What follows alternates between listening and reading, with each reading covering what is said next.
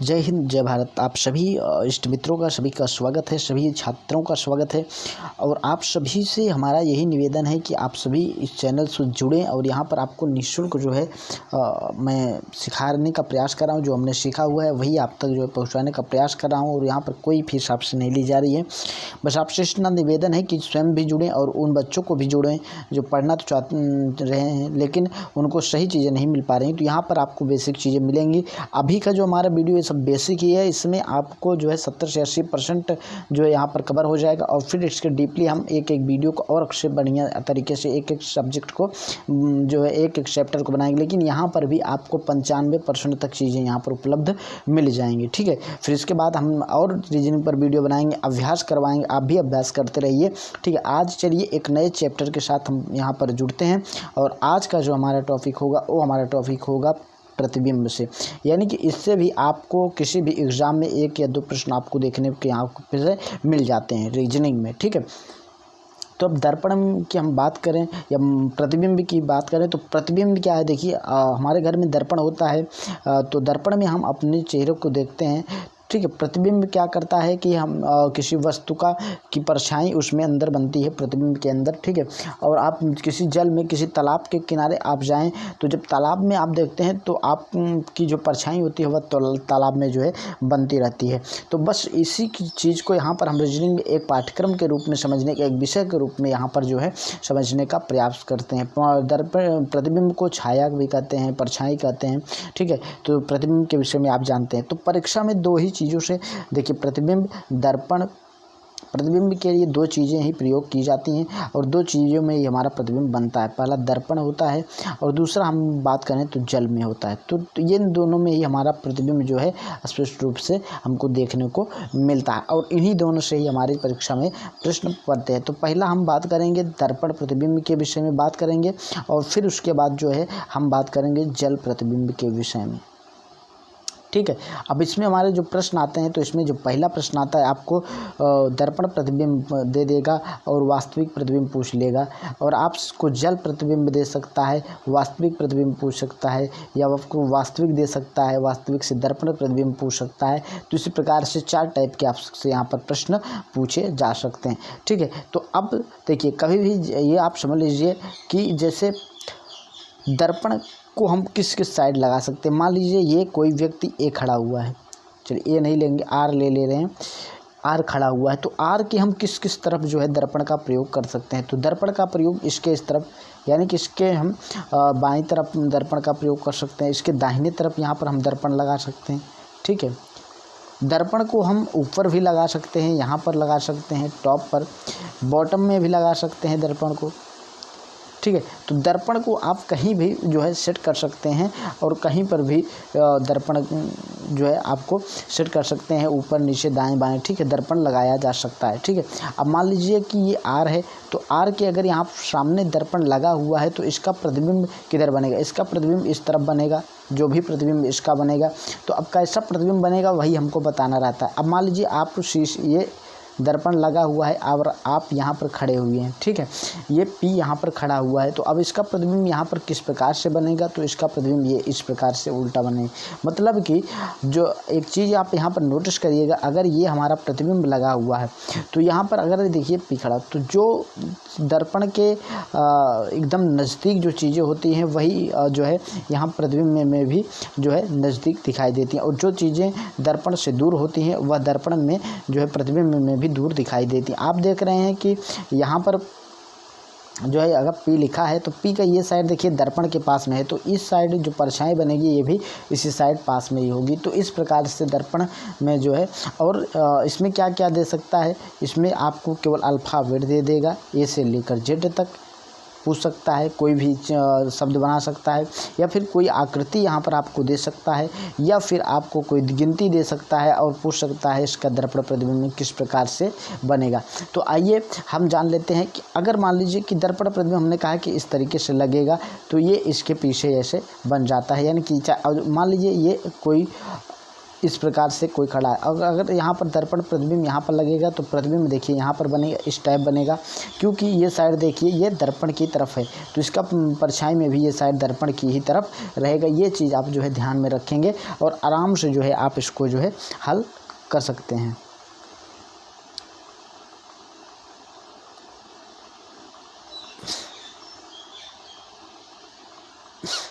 तो आप किसी भी स्थिति में दर्पण लगे रहा, यहाँ पर अगर लग रहा है तो देखिए यहाँ पर और इस साइड, तो किसी भी इस साइड में लगाएंगे दर्पण के पास की जो चीज़ें होंगी वो जो है दर्पण के पास ही रहेंगी, ऐसी अवस्था आएगी। लेकिन जब हम दर्पण को ऊपर या नीचे लगाते हैं तो हमारी किस प्रकार की स्थिति बनती है, तो पानी की जो जल में स्थिति बनती है उस टाइप की स्थिति यहाँ पर बन जाती है। लेकिन इन दोनों में एक फ़र्क होता है कि दर्पण में जो आकृति बनी है वो कभी उसमें वही जैसे कि हमने बताया कि जो दर्पण के साइड में है वो दर्पण की ही साइड में रहेगा। जैसे कि यहाँ पर देखिए आर लिखा हुआ है, अगर हम यहाँ पर एक प्रतिबिंब यहाँ पर लगा देते हैं और इसका प्रतिबिंब देखिए किस तरफ बनेगा, तो इसका प्रतिबिंब यहाँ पर इस तरफ नीचे बनेगा। तो नीचे हम देखेंगे ये चीज़ें देखिए ये इसी टाइप में इधर रहेगा, लेकिन ये जो है जो इसका दायां होता है ये जो है बाएं तरफ हो जाएगा और जो बायां होता है वो दाएं तरफ हो जाएगा, यानी कि इस प्रकार से हमारा ये प्रतिबिंब बन जाएगा। ठीक है, यानी कि जब भी दर्पण ऊपर और नीचे लगता है दर्पण, ठीक है, तो आप समझ लीजिए क्या होता है, जब भी ऊपर या नीचे दर्पण लगता है तो जो साइड दाईं तरफ होती है वो बाईं तरफ हो जाती है और जो बाईं तरफ साइड होती है वो दाईं तरफ हो जाती है। लेकिन जो ऊपर और नीचे की साइड होती है वो उसी दर्पण के नियम के अनुसार ही काम करती रहती है। ठीक है, तो अगर ये मान लीजिए P है और इसके यहाँ पर जो है ये दर्पण लग गया, तो ये किस प्रकार से होगा, तो यहाँ पर आप देख पा रहे हैं कि ये इस प्रकार से इसका साइड जो है ये P है और P की यहाँ इस प्रकार से अगर लगा हुआ है तो ये देख पा रहे हैं कि ये इस प्रकार से जो है यहाँ पर बन जाएगा। ठीक है, तो आप हम आशा करते हैं कि आपको ये चीज़ें पकड़ में आ गई होंगी अब। ठीक है,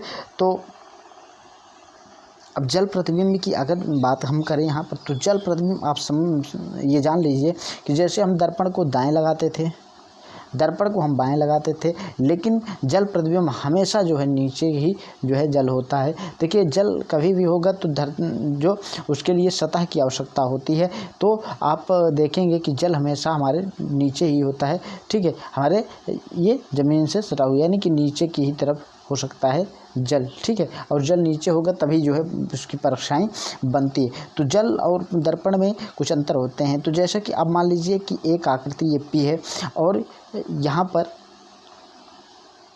जल है, यानी कि ये इसका निचला साइड है, आप दाहिना ना समझिएगा, ये यहाँ पर जल है। ठीक है, ये जल है, तो इसका प्रतिबिंब अब किस प्रकार बनेगा, तो इसका प्रतिबिंब ठीक इससे जो है उल्टा बन जाएगा। ठीक है, इससे ठीक उल्टा जो है इसका प्रतिबिंब जो है यहाँ पर ये बन जाता है, ये इस प्रकार से इसका प्रतिबिंब बन जाएगा। ठीक है, तो आप ये हमेशा सदैव याद रखिए। जल प्रतिबिंब में क्या होता है कि जब वस्तु नीचे होती दाएं बाएं और नहीं होता है, वह सदैव क्षैतिज ही होता है, यानी कि सब उल्टी चीज़ें उल्टी हो जाती हैं। दर्पण प्रतिबिंब में जो वास्तविक होता है उससे उल्टी चीज़ें जो है जल प्रतिबिंब में जो है दिखाई देती हैं। ठीक है, अब आपको मान लीजिए कागज़ पे कोई आकृति बनी हुई है, तो अगर आप कागज़ को दाहिनी तरफ से मोड़ेंगे, ऐसे पलटेंगे, तो आपको दर्पण प्रतिबिंब दिखाई देगा। जल प्रतिबिंब देखने के लिए आपको जो है कागज़ को ऊपर से तरफ से मोड़ना होगा और तब आपको जो है जल प्रतिबिंब आप वहाँ पर देख सकते हैं। अब आप देख लीजिए A से लेकर A to Z तक अगर आप ध्यान देंगे, यहाँ पर हम आपको दिखा भी देते हैं। ये देखिए हमारी अंग्रेजी वर्णमाला की अक्षर है, तो अगर इनका हम दर्पण, अब देखिए अगर इनका हम ये देखिए ये इनका जो है दर्पण चित्र है, तो इस प्रकार से आप देख पा रहे हैं कि अंग्रेजी वर्णमाला के पूरा ये समझ लीजिए कि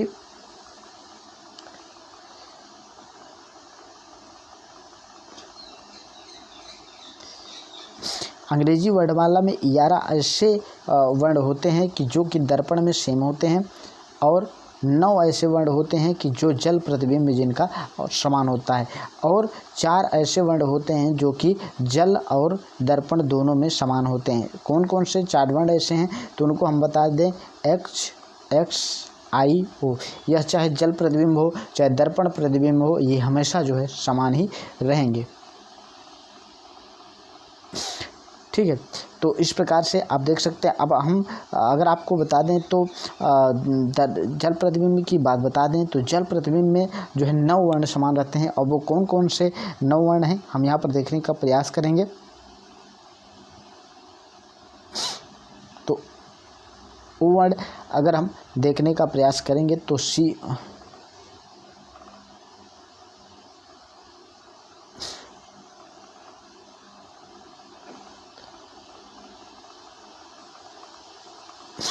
तो वाटर इमेज की बात करें तो बी हमारा समान होगा, सी हमारा जो है समान होता है, डी हमारा उसी समान होगा, ठीक है। और हम बात कर लें तो यक्ष हमारा उसी समान होता है, ठीक है। यानी कि जो प्रतिबिंब होता है वही उसका जो वास्तविक में होता है वही उसका जल प्रतिबिंब भी होता है। तो बी सी डी एक्स ये हमारा समान होता है, ठीक है। आई ओ तो कितने हमारे 6 लेटर हो गए। 3 और ऐसे हैं कि जो समान होते हैं तो उनको भी हम यहाँ पर जो है बता देते हैं आपको। ई भी हमारा समान होता है, ठीक है। तो 7 हमारे वर्ण ऐसे हो गए कि जो हमारे जो है दोनों में समान होते हैं। तो यहाँ पर हमने देखा कि B C D E X I O और फिर एच, ठीक है। एच भी होता है, एक ही समान होते हैं, जबकि एम वगैरह उल्टे होते हैं। तो ये हमारे 4 8 वर्ण हो गए। एक वर्ण ऐसा और होता है कि जो हमारा जो है दोनों में समान होता है। तो हम देखने का प्रयास करेंगे वो वर्ण हमारा कौन सा है। बी हमने लिखा हुआ है, हाँ सी भी लिखा हुआ है, और एच भी यहाँ पर हमने लिखा हुआ है, और यक्ष भी हमने लिखा हुआ है, तो ओ भी लिखा हुआ है। 8 वर्ण हमारे हो गए। एक वर्ण हमारा और है यहाँ पर जो समान होता है हम देख लेते हैं, और एक वर्ण हमारा जो है के या भी जो है जल प्रतिबिंब में समान होता है। तो हमारे 9 वर्ण जो है वह जल प्रतिबिंब में नहीं बदलते। इसी तरह 11 वर्ण ऐसे हैं दर्पण के जो कि दर्पण प्रतिबिंब में नहीं बदलते हैं, तो आप उनको लिख लीजिए, ठीक है। आइए अब इनसे संबंधित कुछ हम प्रश्नों को अगर देखने का यहाँ पर प्रयास करते हैं, ठीक है। अब यहाँ पर एक प्रतिबिंब ये दे दिया गया है और जल प्रतिबिंब जो है पूछ रहा है कि इसका जल प्रतिबिंब क्या होगा। तो इसका जल प्रतिबिंब ठीक इसके जो है विपरीत में होगा, ठीक इसके उल्टे में होगा, ठीक है। तो मैं यहाँ पर देखिए ये साइडें अगर यहाँ पर जा रही हैं तो इसमें ये साइडें इसके ठीक जो है विपरीत साइड में जाएंगी, यानी कि ये बी वाला हम देखेंगे यहाँ पर जो है हमारा सही होगा, ठीक है। अब इसी प्रकार से ये सब जल प्रतिबिंब के विषय में पूछा गया है। तो यहाँ पर एक आकृति दी गई है और इसका हमको जल प्रतिबिंब जो है बनाना है, ठीक है। तो जल प्रतिबिंब में अब देखिए ये वाला साइड इधर हो जाएगा, ये वाला साइड इधर हो जाएगा, ठीक है। तो इस तरीके से इसमें जो है जो भी चीज़ें हैं वो सभी चीज़ें जो हैं उल्टी हो जाती हैं, यानी कि एक ठीक विपरीत उसके हो जाती हैं, ठीक है। तो हम यहाँ पर देख रहे हैं तो ये वाली हमारी जो आकृति है आप देख पा रहे हैं, ये वाली आकृति हमारी यहाँ पर हो जाएगी बी वाली आकृति, ठीक है। यानी कि चौथा में हमारा ये वाली आकृति, चूँकि ये वाला साइड इधर है तो ये वाला साइड इसमें पहले हो जाएगा, ठीक है, चूँकि यहाँ पर जल प्रतिबिंब है, ठीक है। तो इस प्रकार से देखिए डी वाला हमारा सी वाला हमारा जो है सही है। इसमें हम अगर देखते हैं तो तीसरे में हम देखते हैं कि डी वाला हमारा सही होगा।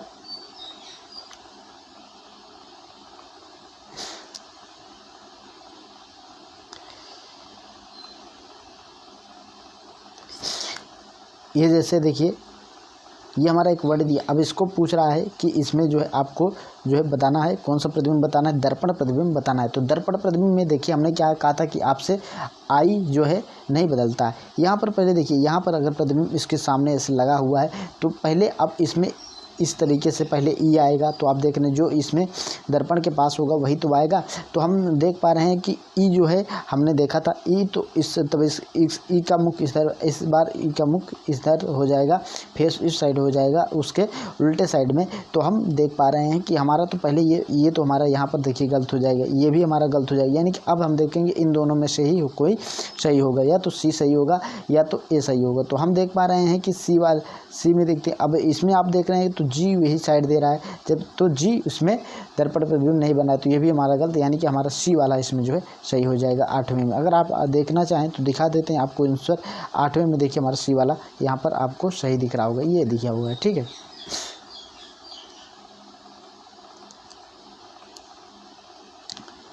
अब जल प्रतिबिंब की बात करें तो अगर O दिया है तो इसका जल प्रतिबिंब किस हिसाब से बने। अब हमने आपको एक शब्द बताया था कि वो किसी में भी नहीं बदलता है, न दर्पण में और ना ही जल प्रतिबिंब में, किसी में भी नहीं बदलता है, ठीक है।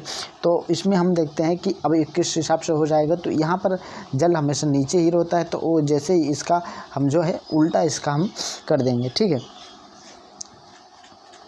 इसमें चीज़ें क्षैतिज रूप से बदलती हैं, ना कि दाएं और बाएं बदलती हैं, यानी कि जो स्थिति इसकी वहाँ पर है वही स्थिति रहेगी, बस क्षैतिज रूप से चीज़ें बदल जाएंगी। यानी कि ये पहला तो यहाँ पर जो है वैसे ही गलत हो जाएगा, ठीक है। पहला तो यहाँ पर वैसे ही गलत हो जाएगा क्योंकि इसमें देखिए डी पहले दे दिया गया जबकि उसमें ओ पहले है, ठीक है।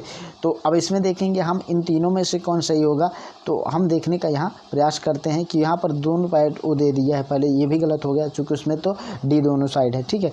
तो अब ये दोनों हमारे पास बचे हैं और इन्हीं दोनों में हमको जो है बताना है। अब इसमें तो देखिए यही सीधा सीधा दे दिया गया है, ठीक है, हमारी 16 में। तो हमने आपको क्या बताया कि डी ऐसा है जो जल प्रतिबिंब में नहीं बदलता है, ठीक है। तो ये हमारा सही हो जाएगा और ये हमारा गलत हो जाएगा, ठीक है।